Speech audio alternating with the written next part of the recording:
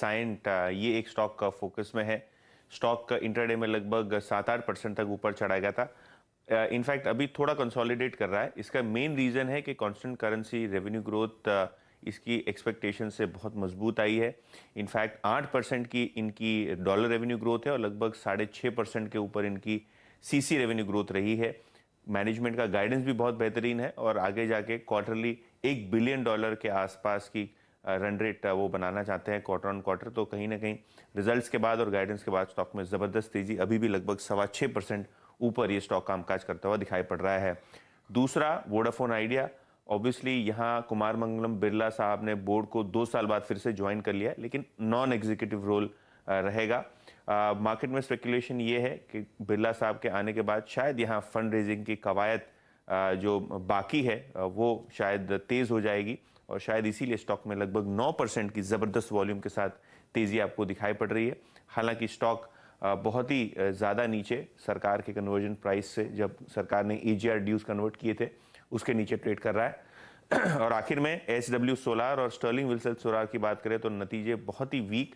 In fact company ने loss widen कर दिया क्वार्टर का। एबिटा लेवल पे भी कंपनी ने काफ़ी ज़्यादा मार झेली है।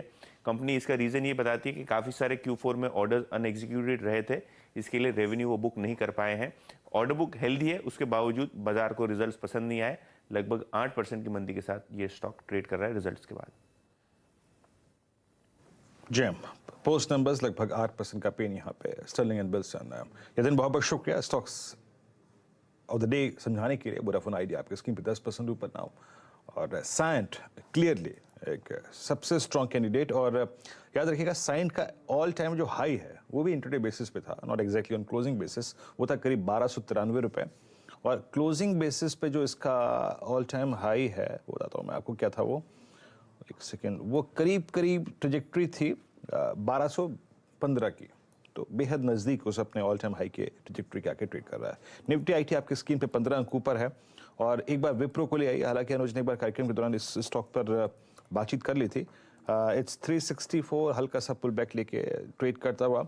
और एक बार UBL और लेके आइए, UBL it's 1449। Prakash sir, UBL पे आपका टेक, परसों स्ट्रेंथ, कल स्ट्रेंथ और आज फिर स्ट्रेंथ, और एक ज़माने बाद, एक बड़े अंतराल के बाद, मेरे ख्याल से दिसंबर के बाद पहली बार ऐसा होगा जब ये अपना स्टॉक अपना 50-डे एक्सपोनेंशियल मूविंग एवरेज टच करने जा रहा है। सर आपका टेक UBL पर?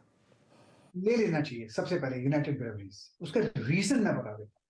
इसका जो बार स्ट्रक्चर हाई टाइम फ्रेम का पैसा, उसमें बताया रेजिलियंस है डाउन साइड, मतलब ऊपर जाएगा, जगह ऊपर जाने की सही है। ट्रेड करा है 1449, कहां तक जा सकता है? मेरा नॉर्मल लॉजिकल टेक्निकल टारगेट है 1500 रुपया, मेरे ख्याल से वहां तक जाना चाहिए। दिक्कत है स्टॉक की, अगर टाइट स्टॉप लगाए चाहिए तो आज का लो लगा लिए, लेकिन रियल स्टॉप होना चाहिए 1430। डिप्स बायबल है और थोड़ा वक्त देंगे, 1500 भी देखेंगे यूनाइटेड ब्रेवरीज पे। Yes, it's a bye.